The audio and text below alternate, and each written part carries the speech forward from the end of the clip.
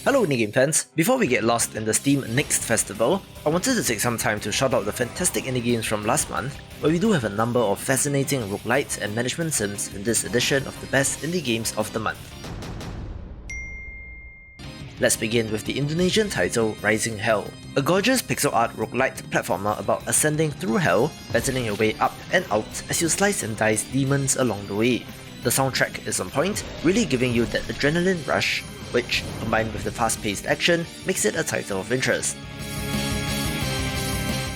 The vertical level design of the entire game is an interesting change of pace as compared to the more horizontal levels that we are used to, so for that alone, it gets a spot. My dearest, it has been a while since I last updated you. My journey as a winemaker has been far from easy. A wonderfully pleasant management sim is 100 Days Winemaking Simulator, one where you run your own vineyard and slowly grow your winery from a local to global brand. Love the low poly art with some in-depth management systems in getting the quality of wine that you want to earns it its spot on the list. In the end, if you ask me, it will be worth it.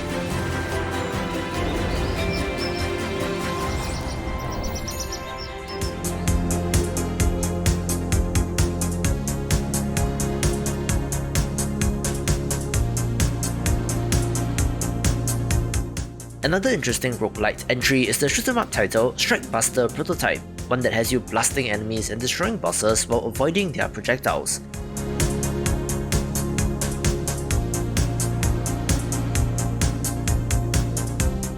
The ridiculous roguelite synergies are present here, where your attacks can be absolutely devastating in producing a screen-filling number of bullets, which makes it not to be missed for fans of the genre.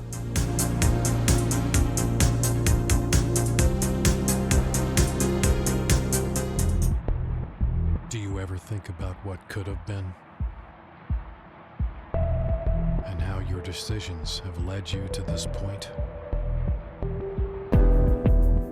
Sometimes I'm not even sure if there is a right way, much less how to find it. I have no choice but to act. The clock is ticking. An impressive pixel art adventure game is Lacuna, a sci-fi noir adventure, one that translates the point-and-click adventure game into a side-scrolling platformer, where the conversation system in particular is of interest, almost akin to a Telltale game, which, combined with an intriguing central mystery, makes it a title of interest. We will face our regrets in the end.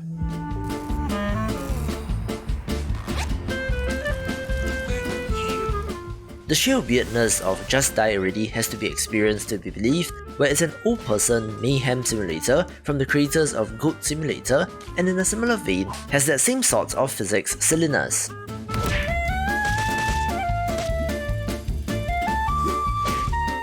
Play as an old person who has to complete various objectives around the city in order to have enough to afford a proper retirement home, but the game allows you to, I quote, unleash your inner boomer in the things that you can do.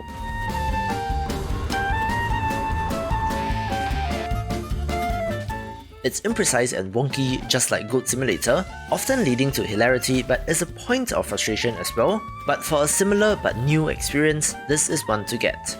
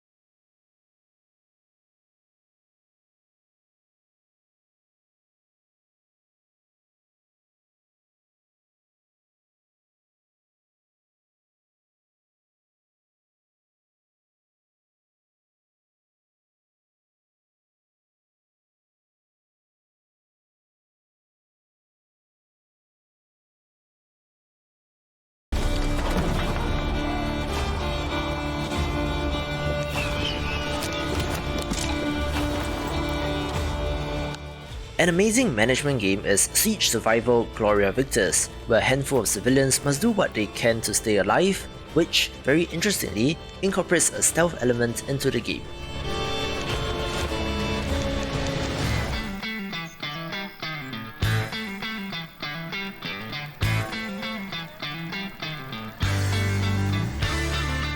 If you're into farming games but want something that's a little different, then may I suggest Farm Manager 2021, a base building title where you're building up the various parts of the farm, from crops, cattle and more, while having to manage the various aspects to make a commercial farm profitable.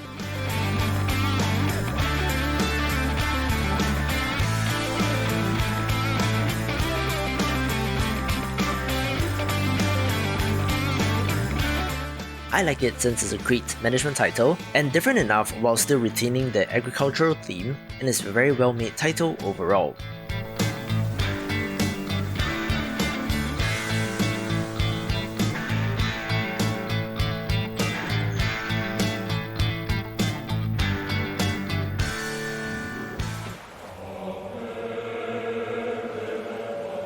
Come, sit down.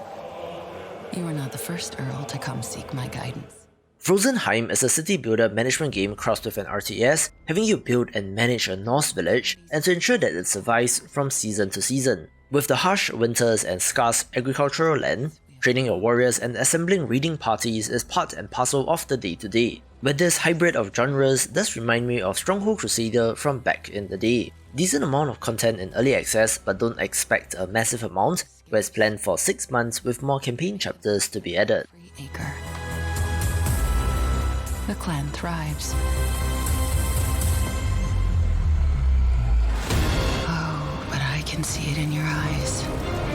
The nightmares haunt you at night. Everything you have built turned into ash. The nightmares are nothing but a warning. Odin has given you a blessing, but it is up to you not to let others take it from you. Lead your people wisely. Survive the hardships. Thrive and conquer the Frozenheim.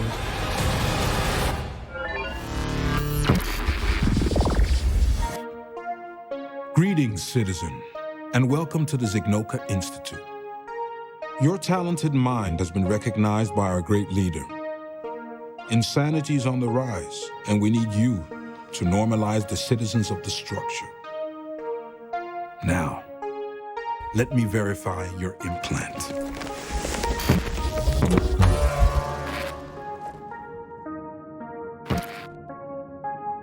Get to work. Mind scanner.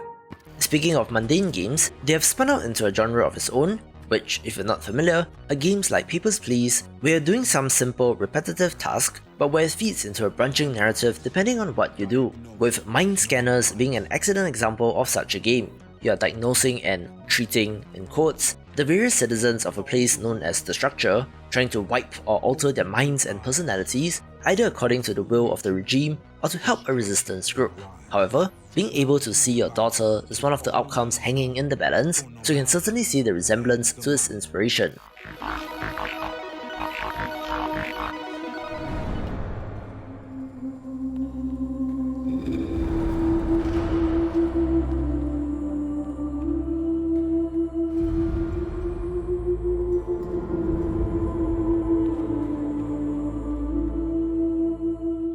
When talking about sequels getting a glam up as compared to their originals, Unexplored 2 The Wayfarer's Legacy is exactly that, looking so much more visually appealing than the first game, but does also bring along plenty of new ideas as well.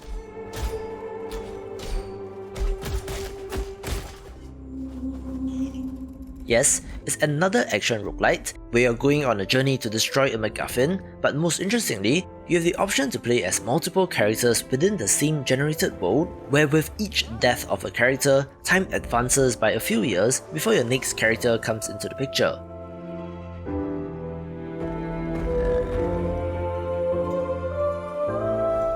The intervening years will then morph and transform the land and its people, so it's a super interesting way of using persistence and progress.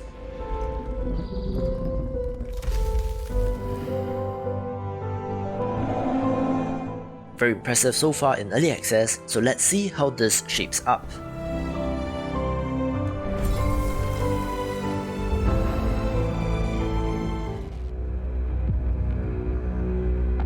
When the menhirs went dark, the weirdness took everything from you. Everything except your fate.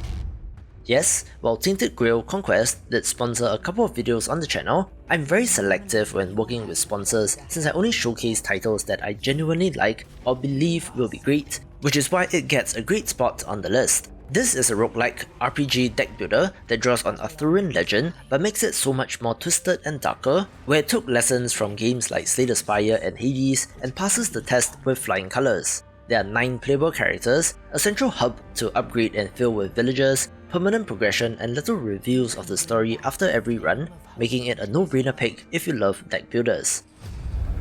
Now comes your moment of truth.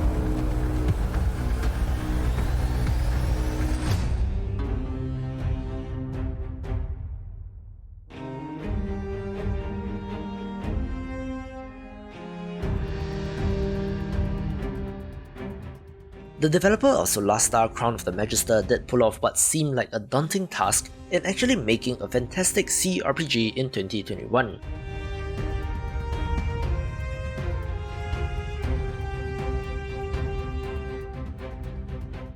In a world where the big boys other than Larian have perhaps not been so hot, and where the sheer scope and ambition of this game is something to behold.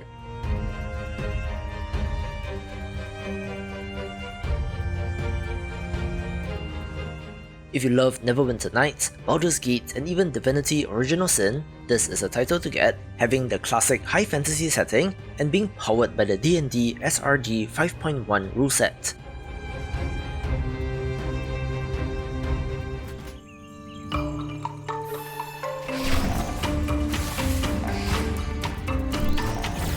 Ready? I love action roguelites, so it's no wonder that Patch Quest gets a fantastic spot. A very adorable looking title that has quite the variety. You're exploring the kingdom of Patchlantis as an explorer, having to wrangle and tame the various creatures in order to use their powers to aid in your exploration. Wow!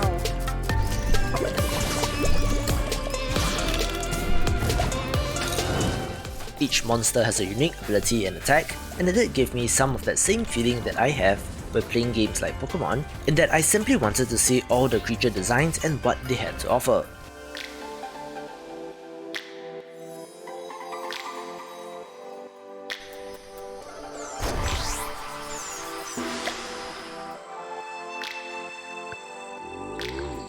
The developer has been making this game in public over the past 2 years or so on their YouTube channel, so it's nice to see them get their day in the sun with the Steam release.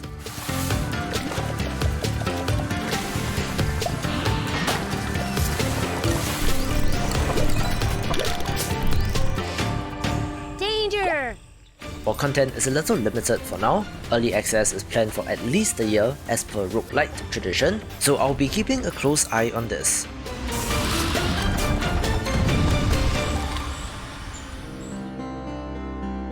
As a fan of pixel art, I do have to commend the developer of Lost Ruins for knocking it out of the park. A 2D action platformer with some Metroidvania elements, but the combat's a lot more deliberate than your standard fare, which does make it feel unique.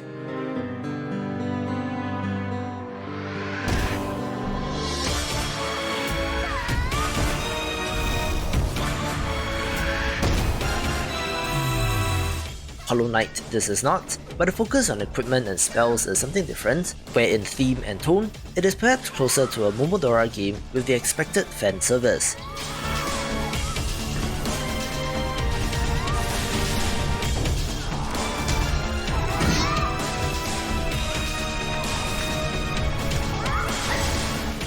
Good combat, flashy animations, and a decent, if smaller experience, where one of the most interesting parts of the game is that you can unlock boss mode, where you can straight up play as 3 of the boss characters, adding some amount of replayability, taking the #1 spot.